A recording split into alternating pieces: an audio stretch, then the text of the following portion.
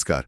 तो आज हमारे रडार पर हैं बॉलीवुड के एक्शन स्टार विद्युत जामवाल और उनकी हॉलीवुड में एंट्री की खबर। हाँ बिल्कुल, इस पर काफी चर्चा हो रही है और हमारे पास भी कई न्यूज रिपोर्ट्स और इंडस्ट्री की जानकारी है। सही। और खबर यह है कि विद्युत को लेजेंडरी एंटरटेनमेंट की जो नई स्ट्रीट फाइटर फिल्म आ रही है लाइव एक्शन, उसमें धलसिम का रोल मिला है। हाँ धलसिम, ये वाकई बड़ी बात है। सुनने में तो जबरदस्त लग रहा है।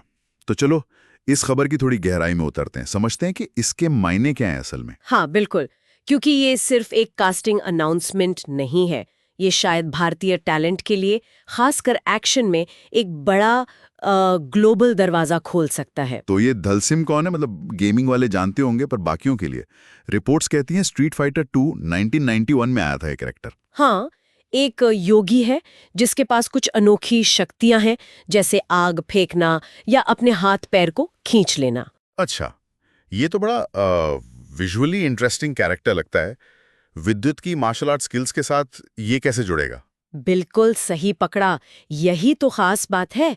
धलसिम सिर्फ एक फाइटर नहीं है, वो एक आध्यात्मिक कैरेक्टर भी है। तो विद्युत के लिए सिर्फ मतलब फिजिकल एक्शन दिखाने का मौका नहीं है, हाँ, ये बात तो है। इसमें एक्टिंग का भी स्कोप है, वो आध्यात्मिक गहराई दिखाने का। तो ये सिर्फ लात घूसे वाला रोल नहीं लगता। और ये फिल्म कोई छोटी मोटी नहीं बन रही है ना? मैंने पढ़ा है कि ये पूरी स्ट्रीट फाइटर फ्रेंचाइज का एक बड़ा रीबूट है। हाँ बिल्कुल, कास्ट देखिए, जेसन मोमोआ है, एंड्रू कोजी, नुआ सेंटिनियो, कैलिना लियांग, डेविड डस्टमॉल्शन। अरे वाह, 50 Saint, Cody Rhodes, Roman Reigns भी। ये तो मतलब स्टार स्टार्टेड कास्ट है। हाँ, लेजेंडरी एंटरटेनमेंट और कैपकॉम मिलकर बना रहे हैं, तो जाहिर है वो इसे बहुत बड़े स्केल पर ले जाना चाहते हैं। शायद पिछली कोशिशों से कुछ सीखा हो उन्होंने। ये बात भी सामने आई है कि विद्युत का ये हॉलीवुड मूव मतलब अचानक से नहीं आया। जून 2021 में उन्होंने वंडर स्ट्रीट एजेंसी के साथ डील साइन की थी। हाँ, ये पॉइंट जरूरी है। वंडर स्ट्रीट वो एजेंसी है जो टोनी जा, डॉल्फ लुंडग्रेन जैसे बड़े एक्शन नामों को रिप्रेजेंट करती है। अच्छा, तो ये कनेक्शन पहले से बन रहा था। बिल्कुल, ये एक सोची समझी चाल लगती है। उनके ग्लोबल एम्बिशंस तभी साफ हो गए थे और हमें उनका बॉलीवुड का काम भी याद रखना चाहिए। हाँ, कमांडो सीरीज, फोर्स, खुदा हाफिज और जंगली भी, जिसे हॉलीवुड डायरेक्टर चक रसल ने डायरेक्ट किया था। वो हमेशा अपने स्टंट्स खुद करने के लिए जाने जाते हैं। सही कहा, उनकी फिजिकलिटी और एक्शन पर कमांड तो है ही। उसी ने उन्हें बॉलीवुड का एक बड़ा एक्शन स्टार बनाया है। तो क्या हम ये कह सकते हैं कि स्ट्रीट फाइटर को उन्होंने बहुत सोच समझकर चुना अपने अमेरिकन लॉन्च पैड के लिए? काफी हद तक यही लगता है। खासकर धलिसम का किरदार, जिसमें वो आध्यात्मिकता और फिजिकल इंटेंसिटी दोनों हैं, ये उनके लिए बिल्कुल सही लगता है। हाँ, ये किरदार उन्हें सिर्फ एक और एक्शन हीरो के टैग से आगे ले जा सकता है।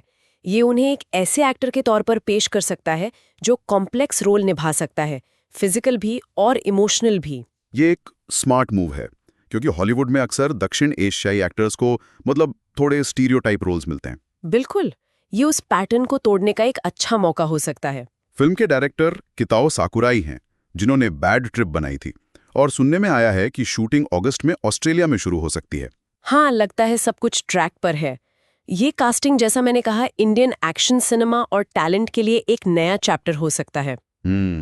ये दिखाता है कि कैसे सही स्किल, ग्लोबल विजन और प्लानिंग मिलकर हॉलीवुड जैसे बड़े प्लेटफॉर्म पर मौके बना सकते हैं।